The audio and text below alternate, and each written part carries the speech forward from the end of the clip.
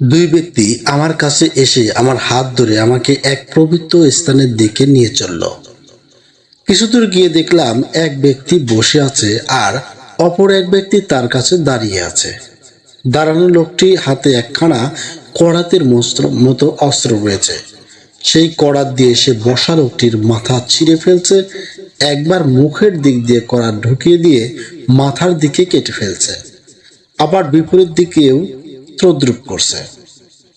একদিক দিয়ে কাটার পর যখন অপর দিক কাটতে যায় তখন আগের দিক জোড়া লেগে স্বাভাবিক হয়ে যায়। এই অবস্থা দেখে আমি আমার সঙ্গীদ্বয়কে জিজ্ঞাসা করলাম, এ কি ব্যাপার? তারা বলল, সামনে চলুন। এই কথাগুলো বলছিলেন হযরত মুহাম্মদ সাল্লাল্লাহু আলাইহি সাল্লামকে তার সাহাবী ফজর নামাজের পরে। যখন রাসূল সাল্লাল্লাহু আলাইহি সাল্লাম সাহাবীদের কাছে জানতে চান যে কে কি স্বপ্ন দেখেছে, তার প্রত্যুত্তরে এক সাহাবী কথাগুলো বলছিলেন বা এই স্বপ্নটি তার কাছে তুলে ধরছিলেন। তারপর তিনি বলেন, কিছু দূর গিয়ে দেখলাম একজন লোক শুয়ে আছে, অপর একজন একখানা ভারী পাথর নিয়ে তার কাছে দাঁড়িয়ে আছে। দাঁড়ানো লোকটি ওই পাথরের আঘাতে শোয়া লোকটির মাথা চূর্ণ বিচূর্ণ করে দিচ্ছে। পাথরটি সে এত জোরে জোরে মারছে যে মাথা চূর্ণ বিচীর্ণ করে তা অনেক দূরে গিয়ে ছিটকে পড়ে। অতঃপর লোকটি সেই পাথর কুড়িয়ে আনতে যায়, অমনি ভাঙা মাথা জোড়া লেগে ভালো হয়ে যায়। সে ওই পাথর কুড়িয়ে এনে পুনরায় মাথায় আঘাত করে এবং মাথা আবার চূর্ণ বিচূর্ণ হয়ে যায়। এভাবে ক্রমাগত ভাঙ্গা ও জোড়া লাগার পর্ব চলছে। এই লৌহমর্ষক দৃশ্য দেখে আমি আতঙ্কিত হয়ে জিজ্ঞাসা করলাম, ব্যাপারটা কি, আমাকে খুলে বলুন। তারা কোনো জবাব না দিয়ে পুনরায় বলল, সামনে চলুন। কিছুদূর এগিয়ে গিয়ে দেখি একটি প্রকাণ্ড গর্ত। গর্তটির মুখ সরু কিন্তু অভ্যন্তর ভাগ অত্যন্ত গভীর ও প্রশস্ত। এ যেন একটি জ্বলন্ত চুলো, যার ভিতর দাউ দাউ করে আগুন জ্বলছে, আর তার ভিতরে বহু সংখ্যক নরনারী দগ্ধীভূত হচ্ছে। আগুনের তেজ এত বেশি যেন তাতে ঢেউ খেলছে। ঢেউয়ের সাথে যখন আগুন উঁচু হয়ে ওঠে তখন ওই লোকগুলো উতলে গর্তের মুখের কাছে চলে আসে। আবার যখন আগুন নিচে নেমে যায় অমনি তারাও সাথে সাথে নিচে নেমে যায়। আমি আতঙ্কিত হয়ে সঙ্গীদ্বয়কে বললাম, বন্ধুগণ, এবার আমাকে বলুন ব্যাপারটা কি।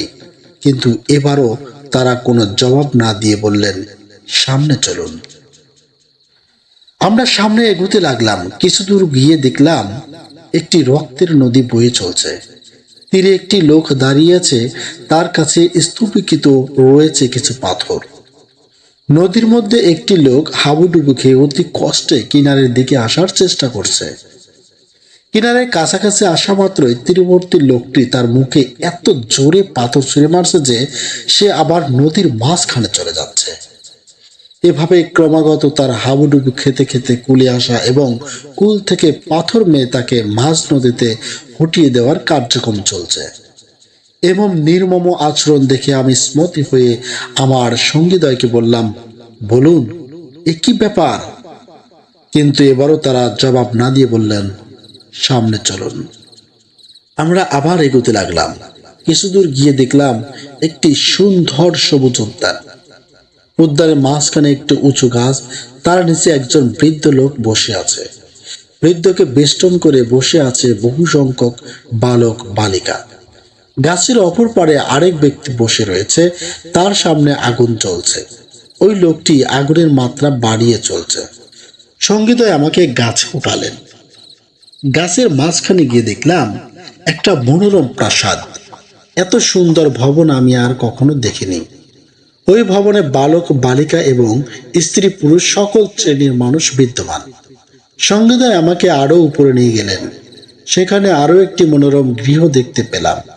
তার ভিতরে দেখলাম কিছু সংখ্যক যুবক ও বৃদ্ধ উপস্থিত।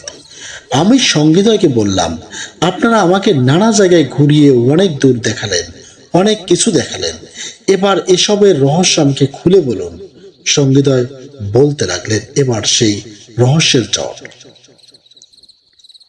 প্রথম যে লোকটির মাথা করাত দিয়ে চিরাই করতে দেখলেন, তার মিথ্যা বলার অভ্যাস ছিল। সে যেসব মিথ্যা রটাতো তার সমগ্র সমাজে প্রসিদ্ধ হয়ে যেত। কিয়ামত পর্যন্ত তার এরূপ শাস্তি হতে থাকবে।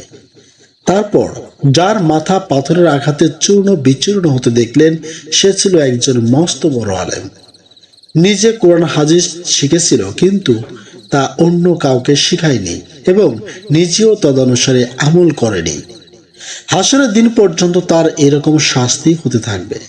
তারপর যাদেরকে আগুনের মধ্য চুলায় জ্বলতে দেখলেন, তারা ব্যভিচারী নারী ও পুরুষ। কিয়ামত পর্যন্ত তাদের এই আযাব চলতে থাকবে। রক্তের নদীতে হাবুডুবু খাওয়া লোকটি দুনিয়ার সুদ ও ঘুষ খেত এবং এতিম ও বিধবার সম্পদ আত্মসাৎ করত। গাছের নিচে যে বৃদ্ধকে বালক বালিকা বেষ্টিত দেখেছেন, তিনি হযরত ইব্রাহিম আলাইহিস সালাম, এবং বালক বালিকারা হচ্ছেন নাবালক অবস্থায় মৃত ছেলে মেয়ে। আর যাকে আগুন জ্বালাতে দেখলেন, তিনি দোজখের দারোগা বা মালিক। গাছের উপর প্রথম যে ভবনটি দেখেছেন, ওটা সাধারণ ইমানদারদের বেহেশতের বাড়িঘর।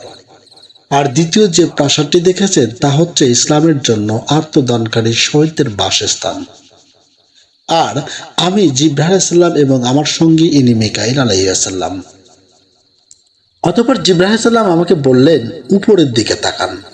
আমি উপরের দিকে তাকিয়ে এক খণ্ড সাদা মেঘের মতো দেখলাম। জিবরাইল আলাইহিস সালাম আমাকে বললেন, ওটা আপনার বাসস্থান। আমি বললাম, আমাকে ওই বাড়িতে যেতে দিন। জিবরাইল আলাইহিস সালাম বললেন, এখনো সময় হয়নি। পৃথিবীতে এখনো আপনার আয়ুষ্কাল বাকি রয়েছে। দুনিয়ার জীবন শেষ হলে আপনি ওখানে যাবেন। এই গল্প থেকে যে শিক্ষাটি পেতে পারি আমরা, সেই শিক্ষাটি হচ্ছে রাসূল সাল্লাল্লাহু আলাইহি সাল্লামকে স্বপ্নের মাধ্যমে বিভিন্ন অপরাধের পরকালীন শাস্তির নমুনা দেখানোর বিবরণ রয়েছে এই স্বপ্নটিতে। নবীদের স্বপ্ন ওহীর অন্তর্ভুক্ত এবং এটা অকাট্য সত্য। সুতরাং এই শাস্তির ব্যাপারে আমাদের সুদৃঢ় ঈমান রাখা এবং এগুলোকে স্মরণে রেখে সব অপরাধ থেকে নিবৃত্ত থাকা উচিত। বিশেষত এমন কয়েকটি অপরাধের উপর এখানে আলোকপাত করা হয়েছে যা সামাজিক অপরাধের পর্যায়ভুক্ত, অর্থাৎ যা গোটা সমাজকে অন্যায় ও অত্যাচারের কবলে নিক্ষেপ করে। এর মধ্যে রয়েছে যেমন মিথ্যাচার, সুদ, ঘুষ ও পরের অর্থ আত্মসাৎ করা এবং ইসলামের প্রত্যক্ষ জ্ঞান থাকা সত্ত্বেও তা প্রচারে বিমুখ হওয়া এবং সেই অনুসারে আমল না করা। একজন মিথ্যাবাদী জীবন মিথ্যা, গুজব, অপবাদ ও কুৎসা রটিয়ে জনমতকে বিভ্রান্ত ও বিপদগামী ও গোটা দেশবাসীকে অন্যায় সিদ্ধান্ত গ্রহণে প্ররোচিত করে থাকে। একজন আলেম তেমনি তার নিষ্ক্রিয়তা ও বদ আমলি দ্বারা অন্য যে কোনো খারাপ লোকের চেয়ে সমাজকে অধিকতর অপকর্মে প্ররোচিত করে থাকে। আর পরস্ত আত্মসাৎকারী এবং সুদখোর ও ঘুষখোর যে গোটা সমাজকে কিভাবে জুলুম, নিপীড়ন ও শোষণ করে তার ব্যাখ্যার অপেক্ষা রাখে না। ভালো লাগলে একটি শেয়ার করবেন এবং এরকম গল্প পরবর্তীতে পেতে অবশ্যই ফেসবুক পেজে একটি ফলো দিয়ে রাখবেন। ধন্যবাদ।